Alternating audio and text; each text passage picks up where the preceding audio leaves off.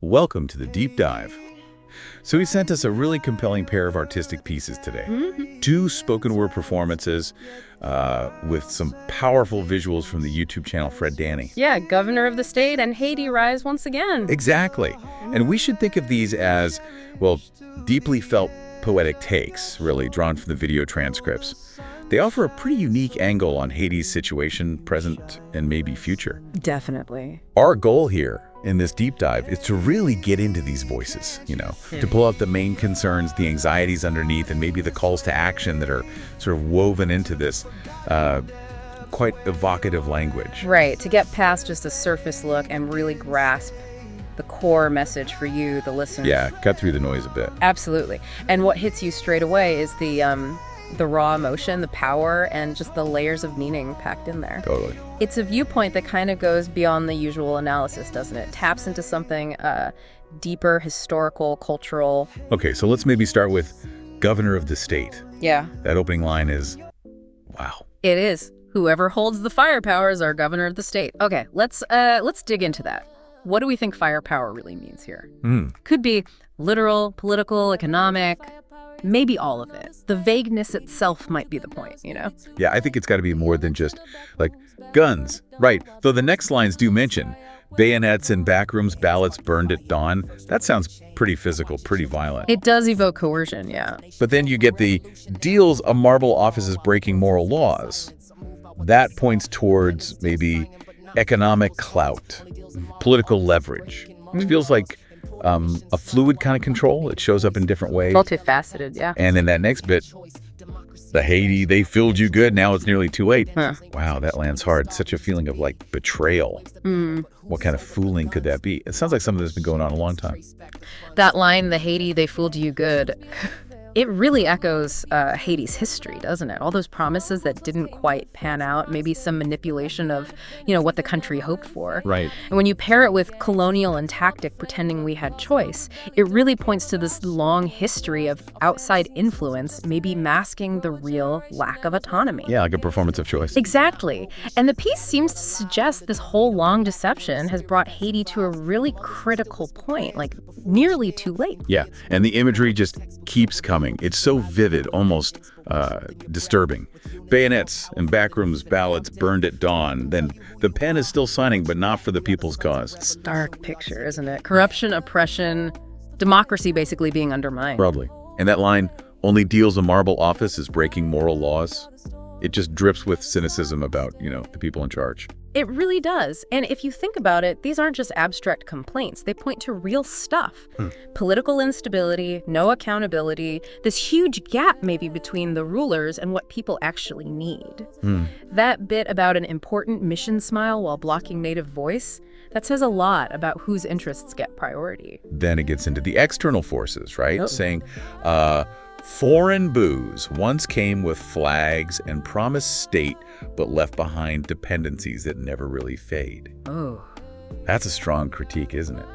How international help, maybe even with good intentions, or maybe not, might have actually held back real self-sufficiency. It's not just about aid, it's implying something more complicated, maybe damaging. Precisely. That phrase, dependencies that never really fade, it suggests this subtle, ongoing influence that chips away at real sovereignty. Right. Which makes you ask, how much of Haiti's current trouble can be traced back to that history, that legacy of intervention? And then there's this incredibly sharp point about the youth. It says, now the youth join gangs, not because they want the flame, but cause a hungry belly, don't care about shame.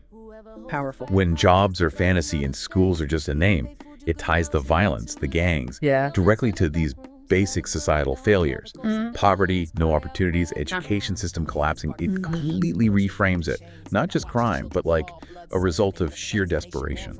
That's such a crucial point. It shifts how you see the gang violence. It's a symptom, right? A symptom of these deeper economic and social cracks. Exactly. When jobs are a fantasy and school's just a name, what other choices do young people have? It really highlights the need to tackle those root causes urgently. But even with all this darkness, there's this strong current of resilience running through it. Yes. Still, Haiti is not broken. She is battered, but alive. I love that. In the drumbeat of the lock and the spirit that survives. It finds strength in culture, like that drumbeat of the lock. Maybe that's like a cultural pulse that keeps going even when things are tough. Could be, like a rhythm of resistance, yeah. And it mentions the spirit, the people's spirit, and the traditions, the knowledge passed down, ingredients who remember what the textbooks don't reveal. Right, like a lived history. That contrast between the huge problems and this core strength is so important. That drumbeat could be cultural identity, maybe even small acts of defiance, and the ingredients that suggest this deep practical wisdom that keeps the community going. And the call to action is really interesting. Yeah. Rise them not with vengeance, but with truth in your breath, with unity more powerful than even armed death. It's asking for a big change, but not through wrench, through like sticking together and speaking truth, unity as the real power. Yeah, rejecting vengeance, focusing on truth in your breath, that feels like a path towards healing, towards real progress, you know? Avoiding just repeating the same cycles of violence. Right. And saying unity is more powerful than even armed death. That's a bold statement about what people can achieve together. And then those last lines, just so defiant, so empowering. Whoever holds the firepower can never hold our faith. We are the fire. We are the storm. We are the sovereign state. Wow. Yeah, it completely flips the script from the beginning, doesn't it? Boy. It says, look, real power, the lasting power, it isn't in guns or political games. It's in the collective spirit, the determination of the people. Yeah. The fire and storm, it was oppressive before. Now it's internal strength, revolutionary potential. And the script mentions the sounds, too, the artistic choices. Boom-bap drums, snare, bass guitar, horns, even a fire effect. Right. So the sound itself is part of the message. Seems like it's meant to ramp up the intensity, connect to cultural roots, maybe underline the conflict. Like boom-bap drums could ground it in a sound people recognize today. Absolutely. The music, the sound design, it probably makes the words hit even harder, makes it more immersive, more visceral. And that mention of rare horns or a distorted trumpet for cultural and emotional, if the mod down to drums comes tamboo and more, it really shows how deliberate the sound choices are. Evoking feelings, cultural links, seems like a mix of traditional and modern sounds. Okay, so shifting gears a bit to the second piece. Haiti, rise once again. This one opens with a really sharp contrast, doesn't it? It does. Haiti rising high over the Caribbean tides, yet the world turns its face as your spirit subsides. There's this immediate sense of like being alone, neglected, even though Haiti's historically important, beautiful. That feeling of abandonment is almost, well, you can almost touch it. The world turns its face as your spirit subsides. Yeah, it suggests deep disappointment, being overlooked while facing huge problems. Yeah. It sets a different mood, maybe more melancholic than the first piece. Maybe less fiery, maybe more Yeah. sad. And there's this clear worry about cultural loss. Culture and values are slipping away. It makes you think, okay, what exactly? What traditions, beliefs, social foundations might feel like they're, eroding? That's a really key point. Culture, identity, that's often a huge source of strength for a nation, right?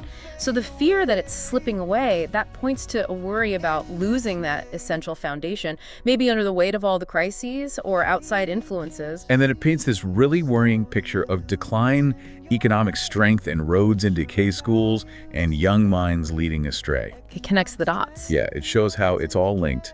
Money problems lead to crumbling infrastructure, failing schools, which then messes up the future for young people. It echoes what the first video said about youth. Exactly. These aren't separate issues. They're all tangled up. And that phrase, young minds leading astray, it just reinforces those earlier worries about the lack of options for young Haitians. These are deep systemic problems. Then there's this powerful look back at the past struggles.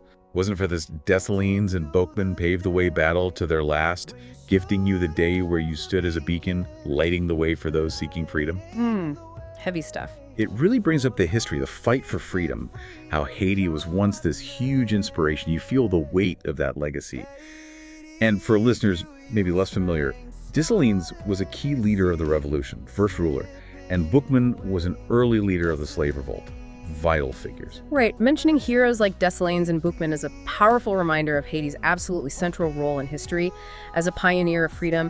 And that question, wasn't it for this? It just hammers home this sense of lost potential. Like the sacrifices made back then haven't been honored by how things are now. Yeah. And then this line, there's this feeling of like an outside force again. Maybe someone intentionally undermining Haiti's potential. It's vaguer than the first piece's talk about colonial tactics, but it feels similar.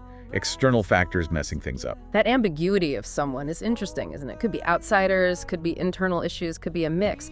But that feeling of a deliberate effort to dim Haiti's Strength Star legacy, it adds another layer to the sadness and frustration. But here too, like in the first one, there's a glimmer of hope, a plea for a new direction. Hoping you won't stay in the shadows, but find a new way. You're Haiti, unique in every single way. Guard your rich past, let it lie on today. Saying, honor the past, but don't get stuck in it. Make a new path that's truly Haitian. Embrace what makes Haiti different. That call to guard your rich past, let it lie on today. It suggests a really nuanced way of dealing with history, right? Respect the heritage, but focus on now, on the future. Yeah. And stressing that Haiti is unique in every single way, that underlines how important it is for Haiti to find its own solutions, tailored to its specific situation, self-determination. And the ending message is just this powerful call for renewed hope. Haiti, pioneering spirit, a torch in the night, now rise once again with hope burning bright. Reclaim your honor, your fire, your name in the history of time. Let Haste fame remain. It's urgent, inspiring. Yeah. It wants Haiti to get back that pioneering spirit, its place in history. That image of a torch in the night really brings back Haiti's history as that beacon of freedom for others. And repeating Rise once again, it stresses how urgent this national reawakening needs to be, fueled by hope burning bright, and calling to reclaim honor, fire, and name. That's a strong push for reclaiming national identity and aiming high for the future. So when we put these two powerful pieces together, it's clear they both share this really deep concern about the massive struggles Haiti faces now. Definitely. The oppressive firepower, that feeling of being historically fooled, the sense of a national spirit may be fading. But both of them also strongly believe in this underlying strength in Haiti, this potential for a real comeback. Precisely. Though they come at it slightly distantly, don't they? Governor of the state feels more forceful, direct. It stresses internal unity, resisting oppression. Right. Whereas Haiti, Rise, once again, is maybe more reflective, a bit sadder about what's been lost, but with this urgent plea to rediscover that national spirit, find a new path forward. And that really makes you, the listener, think, doesn't it? If you're trying to understand the complex reality of Haiti, you get these two, related but distinct views. Yeah. One is about confronting the bad systems, taking back power. The other is about remembering who you are, reigniting that core identity and historical purpose. Maybe they're not conflicting. Maybe they're like two sides of the same coin, or maybe steps on the same path. They could definitely be reinforcing, yeah. Different angles on the same challenge. One focuses on tearing down the unjust systems, taking back control. The other focuses on building up from within national pride, cultural strength, as the foundation for a better future. So wrapping up this deep dive into these really compelling artistic works, we've heard voices that are deeply troubled. Troubles by Haiti's governance, the long shadow of outside influence, the social problems causing unrest, the fear of losing cultural identity. Yeah, the concerns are palpable. Yet, running right through both pieces is this undeniable strength, this resilience, a deep link to this incredible history of fighting for freedom, and this passionate call for the nation to reclaim its sovereignty, its spirit. And these aren't just, dry academic points. These are perspectives filled with emotion, culturally rich. They give you an understanding of Haiti's current moment that feels really resonant. Yeah. They underline how urgent the problems are, but at the same time, they point to that enduring strength, that potential within the Haitian people. And that really leaves us with a final thought for you, our listener. Thinking about the history that these pieces bring up so powerfully, and the very real, urgent challenges they highlight, the problems with governance, that shadow of external influence, the critical social needs, what do you think? What are the most vital steps for Haiti to genuinely reclaim its sovereignty, to build that more prosperous future that these artists seem to envision? It's a heavy question. It is. We really encourage you to reflect on these messages. Maybe even check out the full videos if you can, and just keep learning more about the complex, ongoing story of Haiti.